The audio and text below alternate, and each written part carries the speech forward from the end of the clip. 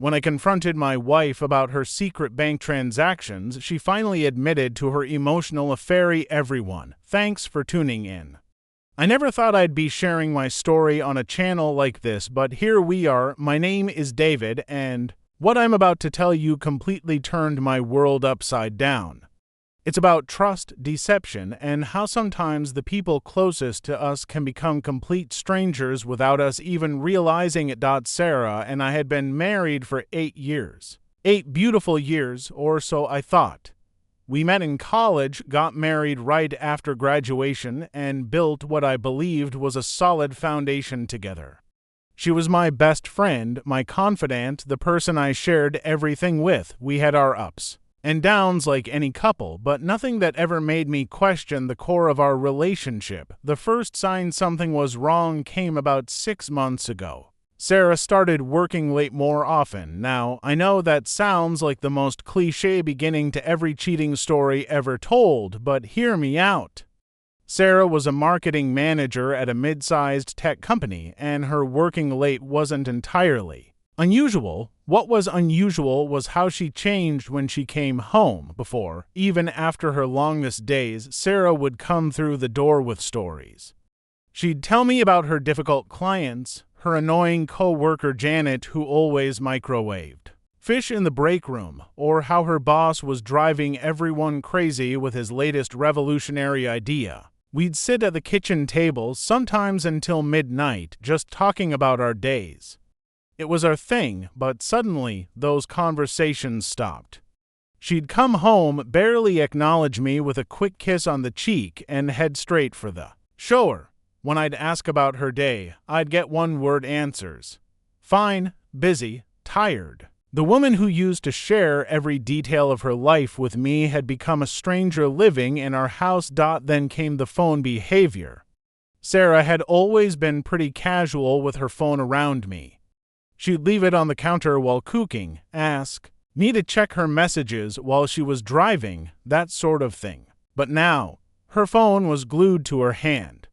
She'd take it to the bathroom, keep it face down during dinner, and I noticed she started sleeping with it under her pillow instead of on the nightstand like she used to. I tried to convince myself I was being paranoid. Maybe she was just stressed at work.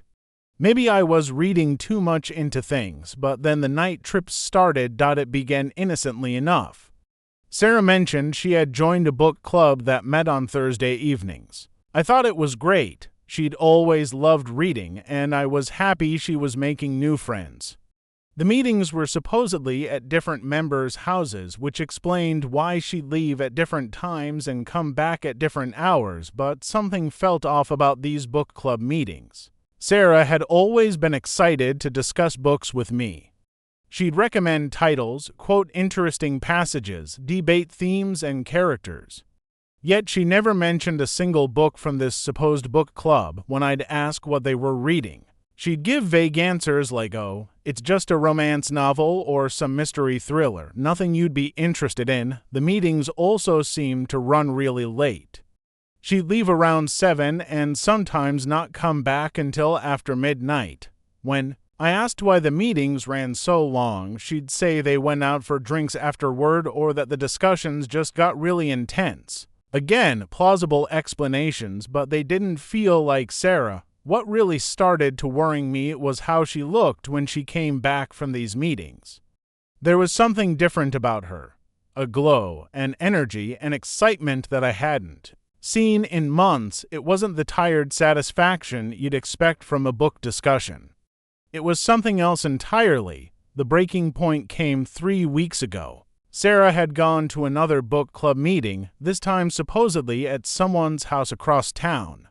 She said she might be late because they were discussing a really complex novel. I went to bed around 11, but when I woke up at 2 in the morning, she still wasn't home. I tried calling her, but it went straight to voicemail. Now I was genuinely worried. What if something had happened? What if she'd been in an accident? I called the local hospitals, checked police reports online. Nothing. I was pacing the house, imagining the worst, when I heard her key in the door at 2:47 a.m. She looked startled to see me awake. When I asked where she'd been, she gave me this elaborate story about how the book club had gone to a 24-hour diner after their meeting because one of the members was going through a divorce and needed to talk. She apologized profusely, said her phone had died, and promised it wouldn't happen again. I wanted to believe her. God, how I wanted to believe her, but something in her eyes, maybe it was guilt, maybe it was something else, told me she wasn't telling me the whole truth. That's when I made a decision that I'm still not sure was right or wrong. I decided to check our bank records. I know it sounds like a violation of privacy, and maybe it was. But Sarah and I had always shared everything financially.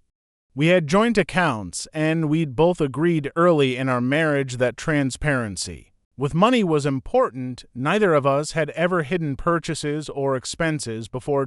So the next morning, after Sarah left for work, I logged into our online banking. I went through the past few months of transactions looking for anything unusual. At first, everything seemed normal: groceries, utilities, gas, the usual stuff. But then I started noticing patterns that made my stomach drop. On the nights Sarah claimed to be at book club, there were charges at restaurants and bars, places that were nowhere near where she said she was supposed to be. Expensive restaurants. The kind of places you'd go for a romantic dinner, not a casual bite with book club members. But what really got me were the charges at a hotel bar. Not just any hotel, the Marriott downtown. Multiple charges, always on Thursday nights, always around the same time Sarah said she was at book club. And these weren't small charges either. We're talking about $100 tabs at an upscale hotel bar. My hands were shaking as I scrolled through the records. There were Uber charges too, rides to and from the downtown area on book club nights. Sarah had told me she was carpooling with other book club members, but here was clear evidence she was taking ride shares alone. The pattern was undeniable. Every single Thursday for the past 4 months, Sarah had been lying about where she was going. She wasn't at book club meetings in suburban houses. She was downtown at expensive restaurants and hotel bars, spending our money on what was clearly not innocent book discussions. I printed out the bank statements and sat in my home office staring at them for hours. Part of me wanted to come up with innocent explanations.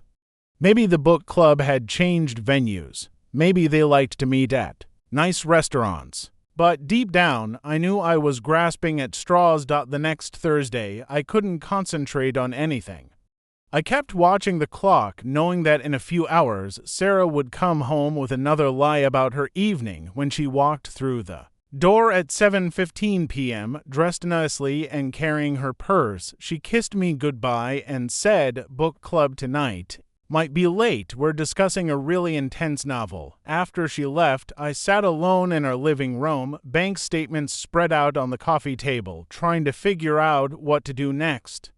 Should I follow her? Should I call her? Should I wait until she came home and confront her? Then I decided to wait. I needed to see what she would tell me when she came back, knowing what I now knew about where she'd actually been. She came home just after midnight, and like clockwork, there was that glow again.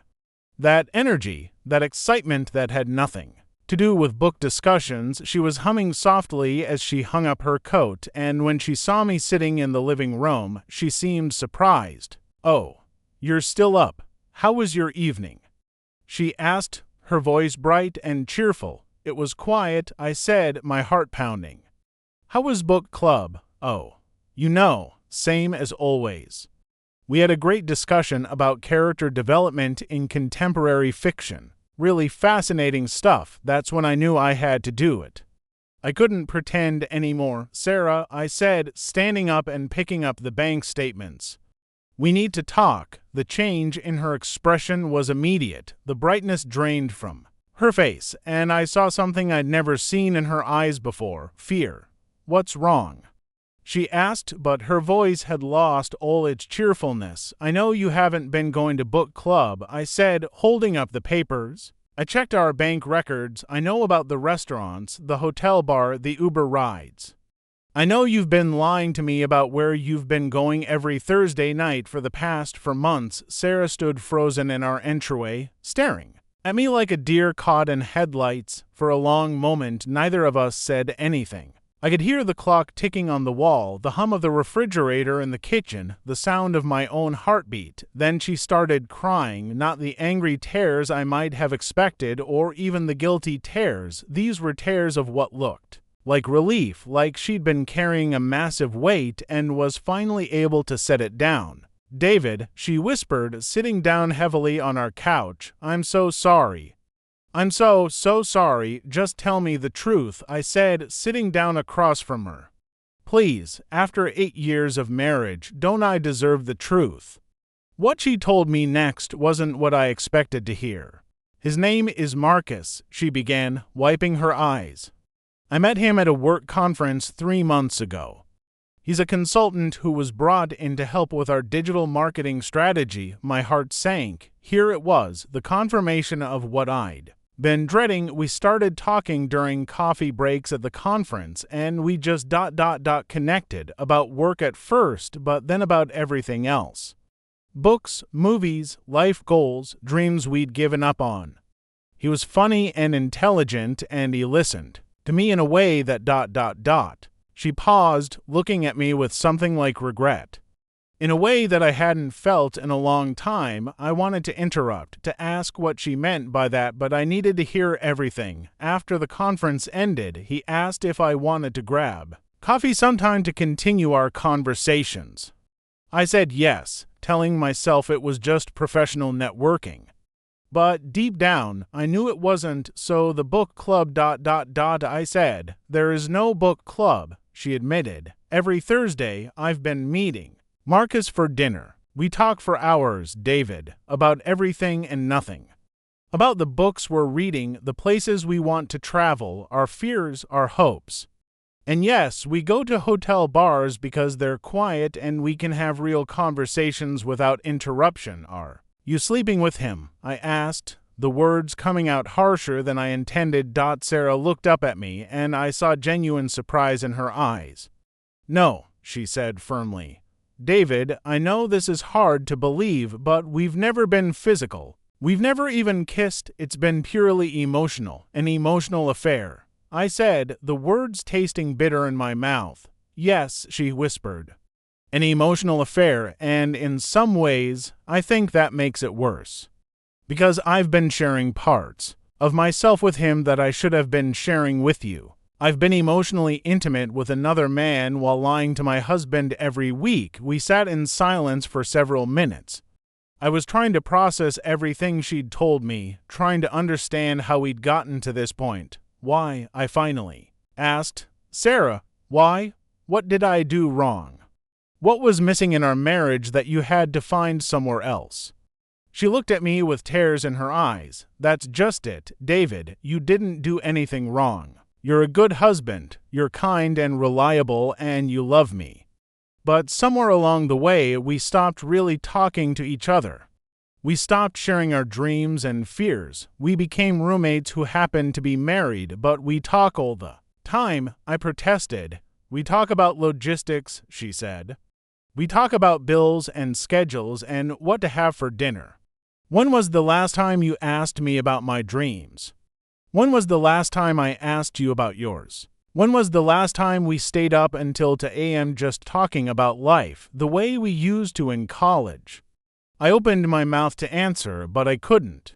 I couldn't remember. "Marcus asks me about my dreams," she continued. "He remembers details from conversations we had weeks ago. He challenges my opinions and makes me think differently about things. When I'm with him, I feel like the person I used to be before I became just David's wife or the marketing manager or the woman who pays the electric bill on time." Her words hit me like a physical blow because as much as I wanted to be angry, as much as I wanted to paint her as the villain in this story, I could see the truth in what she was saying. When had I stopped being curious about my wife's inner world?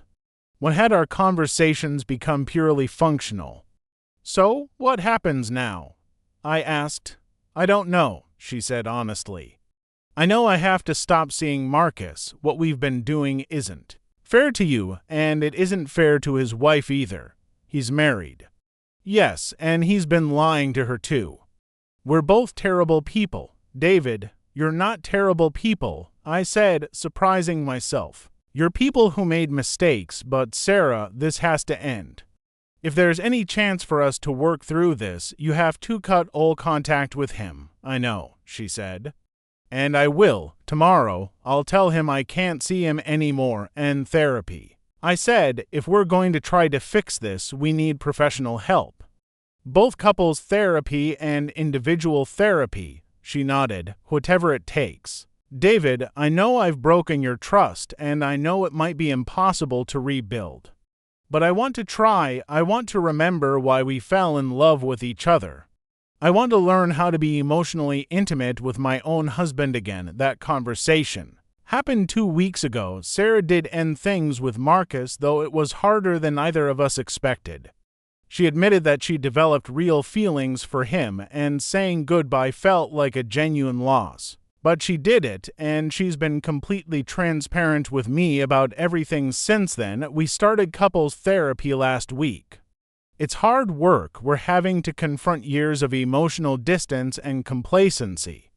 We're learning how to communicate about more than just daily logistics. We're trying to rediscover the people we were when we first fell in love, while also accepting the people we've become. I won't lie to you. There are days when I look at Sarah and wonder if I'll ever be able to trust her completely again. There are nights when I lie awake wondering what she's thinking about, wondering if she misses him, wondering if I'll ever be enough for her emotionally, but there are also moments when I catch glimpses of the connection we're rebuilding. Last night, we talked until 1 a.m. about our fears and dreams, the way she used to talk with Marcus, the way we used to talk in college. For the first time in months, I felt like I was talking to my wife, not just my roommate. I'm sharing this story because I think there are probably other couples out there who've let their emotional intimacy fade without realizing it, who've become so focused on the practical aspects of life together that they've forgotten to nurture the deeper connection that brought them together in the first place. I'm not excusing what Sarah did. Lying and having an emotional affair was wrong, and it's caused damage that will take a long time to heal. But I'm also trying to understand my role and how we got to this point. How did I let my marriage become so emotionally distant that my wife felt she had to find that connection elsewhere? The bank statements that revealed her lies also revealed something else. They showed me that I'd stopped paying attention to my wife's life. If I'd been more present, more emotionally engaged, would I have noticed something was wrong before it got to this point? I don't know what the future holds for Sarah and me. Some days I'm optimistic that we can rebuild something, even stronger than what we had before. Other days I wonder if too much damage has been done. But we're both committed to trying, to doing the hard work of becoming emotionally intimate with each other again. The therapist told us that emotional affairs often happen not because of what's wrong with the marriage, but because of what's missing from it. In our case, what was missing was the deep, meaningful connection that makes a marriage more than just a practical partnership. We're working on finding that connection again. It's messy and painful and uncertain, but it's also given me hope that maybe, just maybe, we can come out of this stronger than we were before. If you're in a relationship, I encourage you to take a hard look at your emotional intimacy. When was the last time you had a deep conversation with your partner? When was the last time you asked them about their dreams, their fears, their inner world? Don't let your relationship become so routine that you become strangers living in the same house. And if you're already in a situation like mine, know that it's possible to rebuild. It takes work, honesty, and a willingness to be vulnerable with each other again, but it's possible. Thanks for listening to my story. I hope it helps someone out there avoid the mistakes Sarah and I made, or maybe gives hope to someone who's trying to rebuild after trust has been broken. Take care of each other out there.